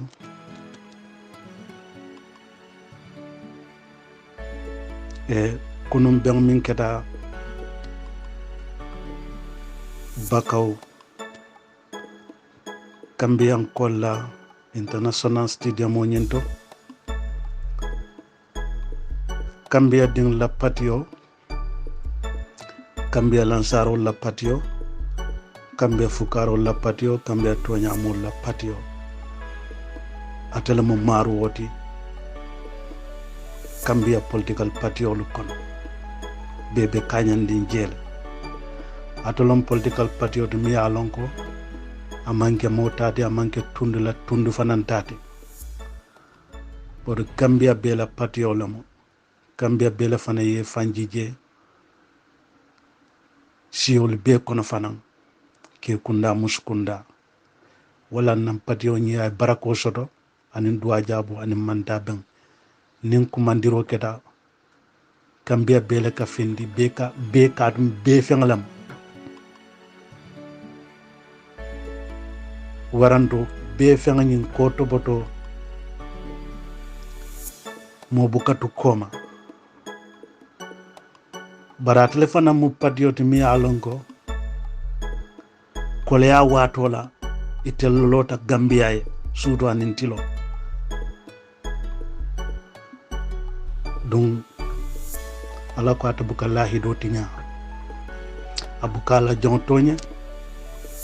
barintel jon le fan kan fan tonya ndel lebe lahi do tinya la bar ala wata lahi do tinya ala subhanahu wa ta'ala pareta la man sabaya no kam abe Gambian ko le se wondila abe UDP se wondila ka Gambia du UDP bulo kono ala man sabaya no kam bi ijnillahi subhanahu wa ta'ala wala takhafu wala tahazzanu inna allaha ma'ana innama amruhu idha arada shay'an kun fayakun ala akla already waton ko le baton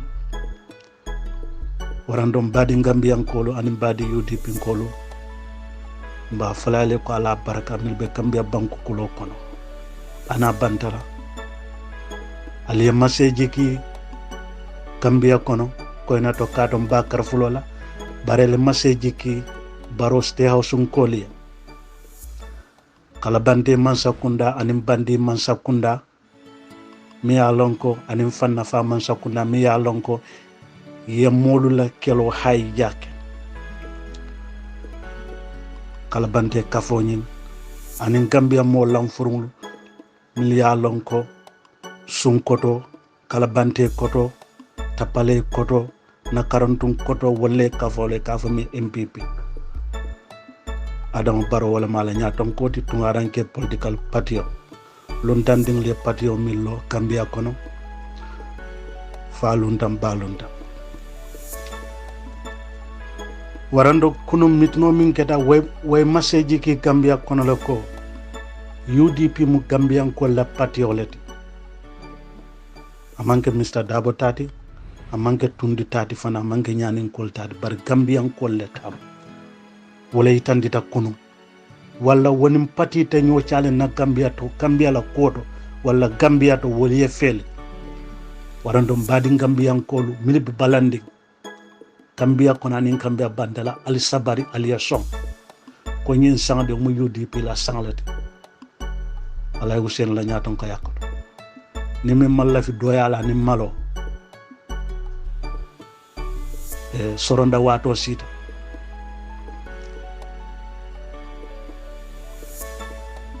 nyin karta fa woni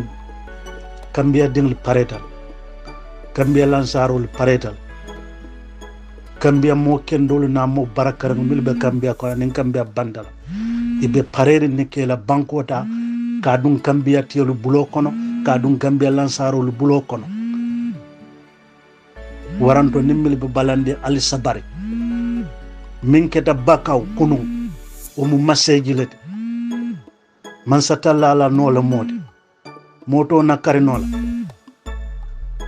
adama na fasala al si sabari isi son ala la kitol ko UDP man sakunda wala bina ala Hussein la nyatan ko yakko dingde kuntu no lo nyato ke kunda musukunda wallahi ndelte pisali la dunde jiklate la fana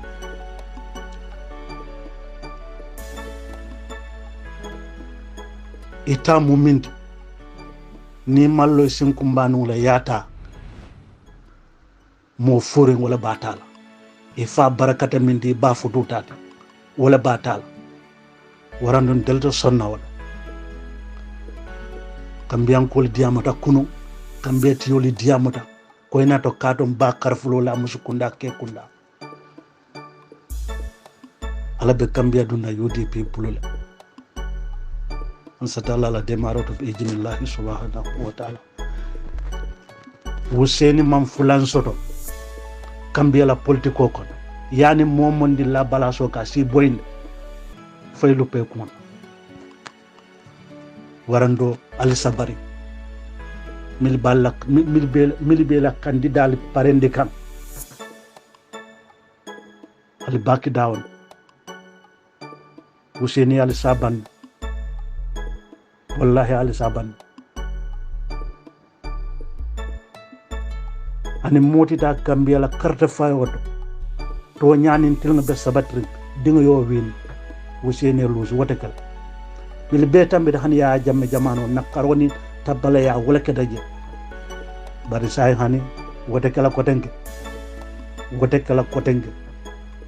ka UDP la win anin Gambian ko la win ko busi ko di din kotanda muso yela ke makoma wotakala Gambia ko kotenge illa yawmadin al pareta min na mulbe parela la barendel benna banko tala la man na jang ko ma so na ren fu ndel batata Gambia dingli batata le katatu ngaranke yala we must come back to home kana banko balunde ka senoke ka modi balu tarulla ne halalol bar banko de la bandiol bulo ko na nen kala bantewlu Adam Barrow na ñoo Bakar Jawara nol o be dannale ne men bita gina bisawo mama bota dami wala bita gina ko nakri e baren kundale taje ha badi buganin kambe tundu ko ton le parete le la banko tale badi la kambe tion in kelo ta baylat random badi kambe ko la ni badi UDP ko alan kana jiklate na banko be muru lampulo kono lundandi marro be dannale kabo ya jamme to Adam Baro niaje be kerelen ka luntang le register na banko kono lundan ding le muite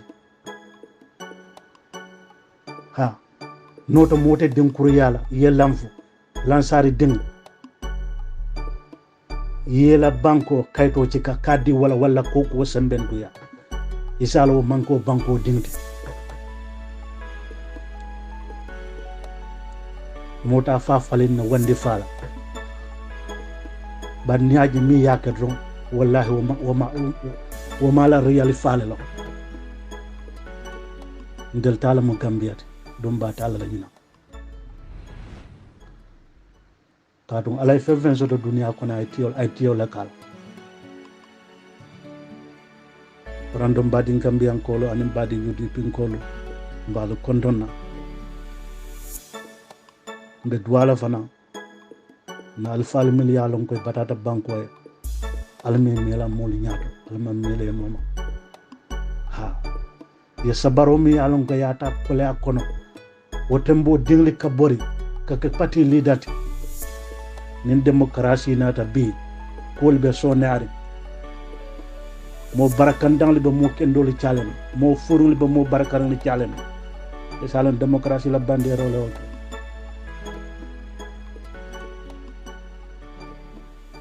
random badin Gambian ko la nim badi UDP ko campagne banda Gambia kono le ya mar sindo wol tutaje wina wayalon ha nimbe wini la hani Gambia bantala bi international community be ala noko political party on be Gambia kone ka fa UDP United Democratic Party e man challenge nyo so Gambia kon bar demokrasi la ya marokan mbita election out bar ko ya tilon parandom badi Gambian kolu anin badi nyanin kolu anin Gambia be koyna to katon Gambia lansarol ibodo kundado alim be ngamba wulenke luntang le kana register na banko kono momon dia luntang fasa ye luntang register na banko kono ite alkalo walete sefo walete Gambia din albe don na la julola luwa sal be kilin na kulu mola bala faade tarlali assalamu alaikum wa rahmatullahi ta'ala wa barakatuh alnal badi malo moro sise jaman jam delta soronda la wallahi delta soronda assalamu alaikum wa rahmatullahi ta'ala wa barakatuh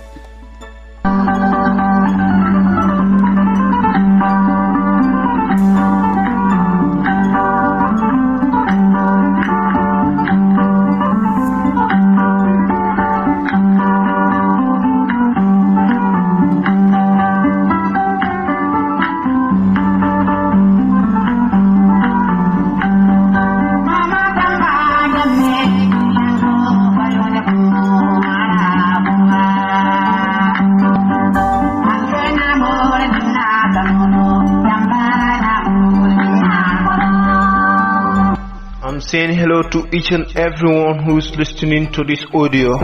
and today my topic of discussion is about the recent happening in our dear motherland. Gambia was indeed the best country in Africa, the most peaceful country in Africa, the most glorified country in Africa, where tradition, culture is one of our biggest achievements over the past 22 years. But unfortunately, we have lost all these big attributes after the departure of former President Yahya AJJ Jammeh, Babili Mansa. But APRC also have a role to play.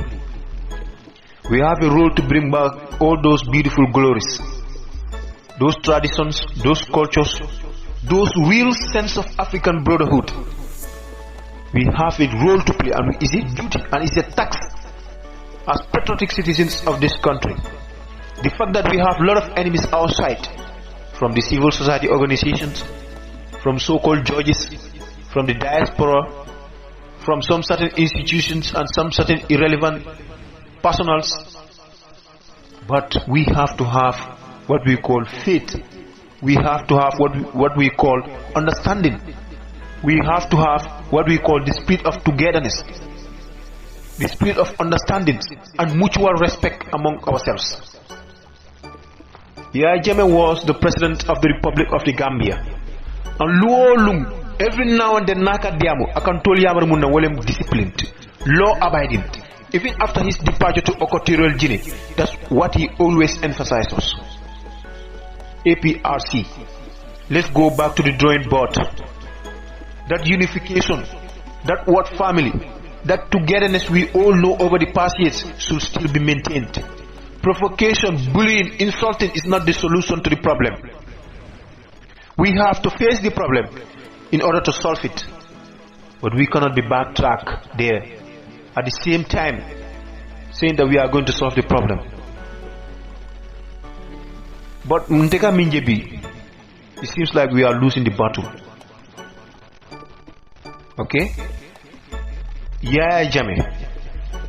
Alakumwa Kangol Be is all about peace. Peace, peace. Togetherness, togetherness. And there isn't any day Miyalongo Yaya Jammeh calls for violence. If it is only about violence, Yaya Jammeh will not have leave this country. He has the army under his command. Okay? He has every power means to tackle any form of aggression in the Gambia here. But now they have the guts to say that Yaya Jammeh is a coward. Yaya Jammeh Bortale. ECOWAS forced him to leave. Somebody who's been forced to leave, who appeared at the state TV, give out his final statement, being escorted with a beautiful convoy to the airport, with a rousing welcome from his supporters, a red carpet being laid, a national anthem played for him, majestically walked and entered into his plane and kisses his Quran and waved his supporters and militants and well-wishers and go to Equatorial Guinea in order to give peace a chance. You call that person a coward? You call that person a coward? But for us, with the honest-minded Gambians, we will always say thank you very much, Yaya Jammeh, for choosing peace over conflict. And this was not only demonstrated by me, but some of these hypocrites who are now ignoring the joint communique, the likes of Ibn Chambers. This was his statement during the political impasse. Privileged to be part of this historic moment. As President Jammeh has said, we want to express our appreciation to President Alpha Conde of Guinea and President Mohamed Abdelaziz of Mauritania, who have risen to the occasion, to this moment, and have worked with their brother, President Jammeh, to prevent the situation in the Gambia from worsening. President Jammeh has demonstrated a sense of patriotism and love for his country. As he has said, anyone who will watch suffering come to his country, death and agony come to his country, cannot be considered a patriot or a nationalist. And as President and Commander-in-Chief of this country for 22 years, he has made his contribution to build the Gambia, and it will not be for him to watch what he has helped to build be destroyed. So the Secretary General of the United Nations appreciates very much this gesture on his part. He, together with appreciates very much this gesture, appreciates very much. Secretary General of the United Nations appreciates very much this gesture on his part. 22 years, he has made his contribution to build the Gambia, and it will not be for him to watch what he has helped to build be destroyed. So the Secretary General of the United Nations appreciates very much this gesture on his part. He, together with the chair of ECOWAS, Madam Ellen Johnson, and the chair of the African Union, President Idris Deby, will be issuing a statement tomorrow to commend this very statesmanlike action on the part of President Jammeh, which is going to prevent the Gambia joining so many other countries in Africa which are known for conflict. Okay, that was the statement by Ibn Chambers, who was the UN special representative in the country during the political impasse. So this is a big gesture from the side of former President Jammeh. For me, I believe all these issues of Janneh commissions, TRC commissions, or whatsoever commissions, witch hunting, whatsoever, trying to change the 1997 constitution was all useless. It's because of all vengeance, grievances, somebody who totally abandoned his own birthplace, his own motherland, despite being former president of the Republic of the Gambia and commander-in-chief of the Gambia Armed Forces, first citizen of the Republic of the Gambia for 22 good years, quote, 22 good years. Yet, there was a bilateral agreement, a joint communique that warranted the existence of former President Jammeh to allow peace to reign and give chance for the government to settle, because they are afraid of former President Jammeh. Because he is a man who has principle. He is a man who does not tolerate nonsense. He is a man who will protect the sovereignty of this country with all his life. So this is why they set up all this commission. Today we have lost our sovereignty to Senegal. Today there is nothing like peace and stability. We are suffering. We have seen people killing each other like rats, like chickens. We have seen how our armed forces have been reduced thanks to the presence of the foreign troops.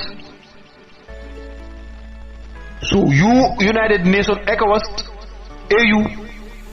have a role to play to bring back those beautiful moments that Gambia ever had. Ibn Chambers clearly stated that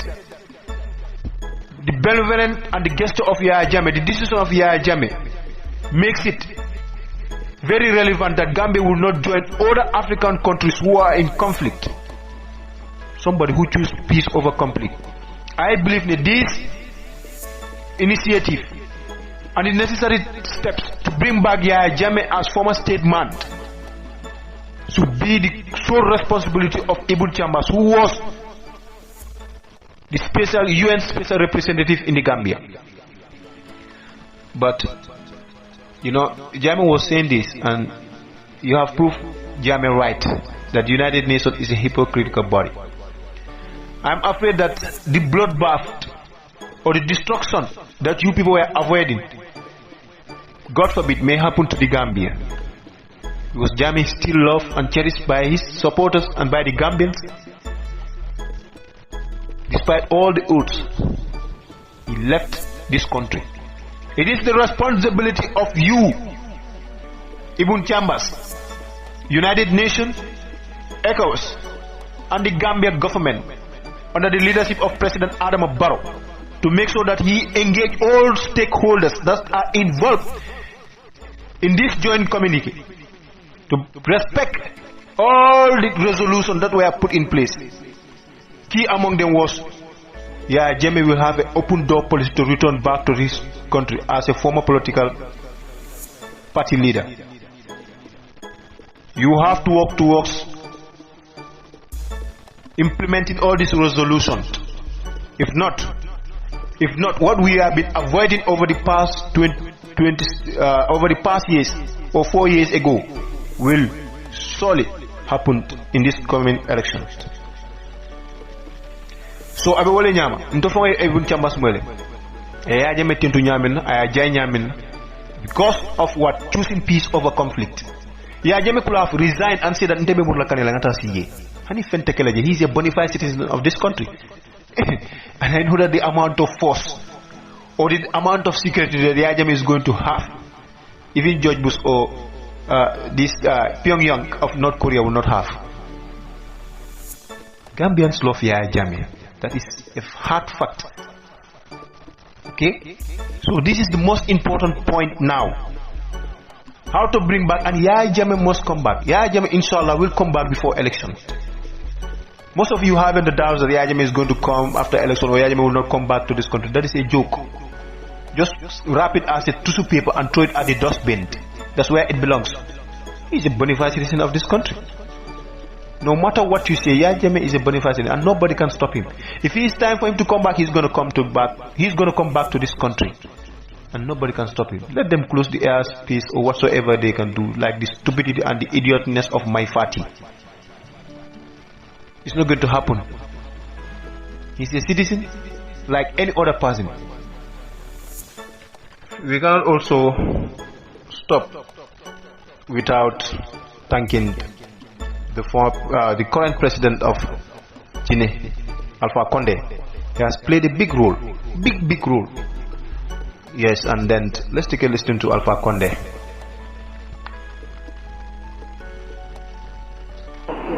Et vraiment du sens de l'honneur de son pays, dont le président a fait preuve. Ce n'est pas facile.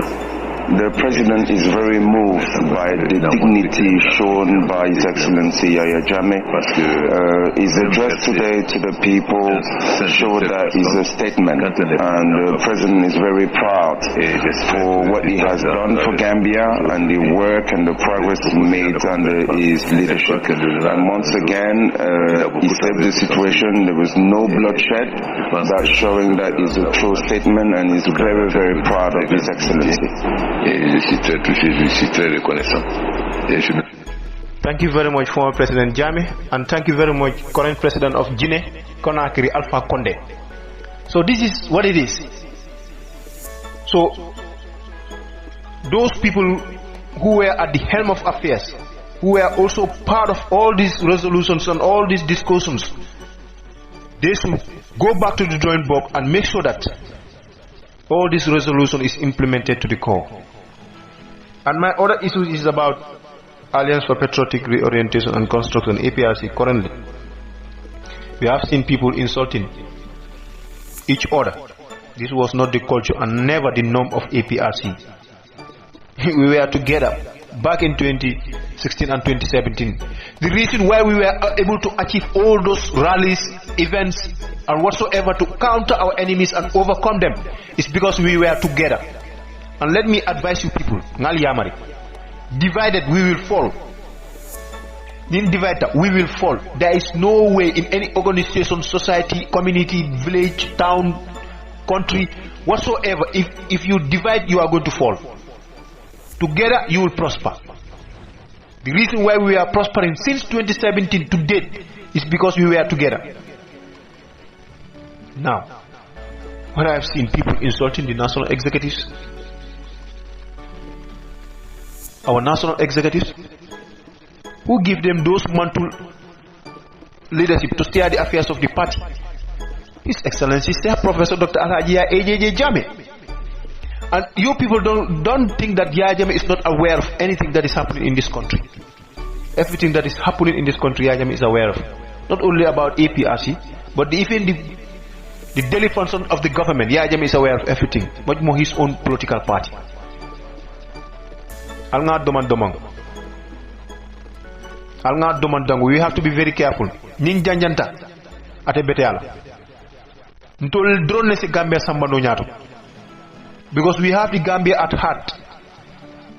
Dol mimbebe brakan, they are all bragness is all about one thing, based on tribalism. Tribalism only. This is not my voice. Some people were pointing fingers on Yaya Jammeh tribalism natijan Yaya Jammeh. But kabri Yaya Jammeh tata mune kita? Huh? After his departure, we all heard a lot of statements. Alnganyo fasa, nyumala badi ngolati alnganyo fasa. Iko Yaya Jammeh tribalism start dang. Aman tribalism start, but at our departure, it confirms. It confirmed that Yaya Jammeh what he was saying is the truth. Andung aya katoko right la andung, it makes it very clear. Very clear. I move is very clear. Not amanke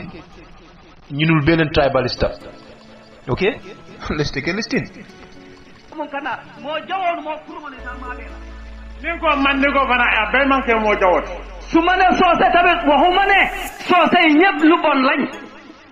That was former President Jammeh. But what did Ajiyam Seka say here? Let's take a listen. Akale bari ya fasa ko le siata Gambia be ko ali bani ya fasa akale bari ya fasa mala mala baninti kalmo sen boka His Excellency ako ñaani be parti kii benn parti be am na parti yoo xam ne ako parti yo ɗon ɓe je men yelon ko waru ci am dara won man ñam fe sotna jande seen doomi sooka la useni mum mandita dimolati waa ñaani la ñaani dimolomati ko fi jógee nañu maa ngi taabali bi ako naɓoto jan niyano yafaɓe tabali aɓe sifanan fa salla naa ko wax ako ɓala You see, after his departure, they already confirmed exactly this was why the reason Jammeh was saying such. So Jammeh was not tribalist. And it's very important that we look deep into Yaya Jammeh. Ala kata cool, aka munkenu. Ala history. Yaya Jammeh is a teacher. His leadership, everyone can learn a lot from Yaya, positive things from Yaya Jammeh when he was the president of the Republic of the Gambia. It's a lesson. At least Yaya Jammeh lum promise on Gambians yep deliver nako. From security, from the health sector, we have seen multiple hospitals and then major health centers, all over the country. We have seen the agriculture, how he boosted the agriculture.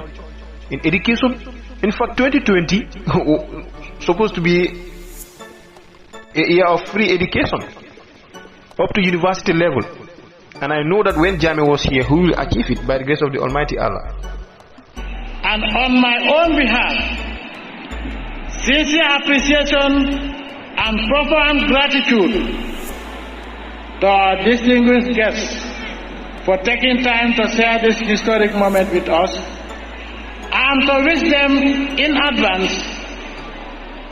safe return to their various countries. That we will ensure that by 2020, all education in this country, including university, will be free for all Gambians and non-Gambians. Today, free education, even college before them, so you have to pay school fees, but enroll. And there were stipends during Jammeh's time. So obviously, Jammeh was the deal. So APRC, let's take time. Under the leadership of Fabakary Tombong Jatta, I believe 100% Fabakary will not put astray or will not put APRC into big mess. He has been at the helm of affairs when it was very difficult, when nobody wanted to lead the party. Okay? He's in charge. No matter what we say, Fabakary knows the best thing for us, because he is the person in charge. What we should do as honest militants is to take a listen to them. Whatever engagement they are up to, they will come back to us,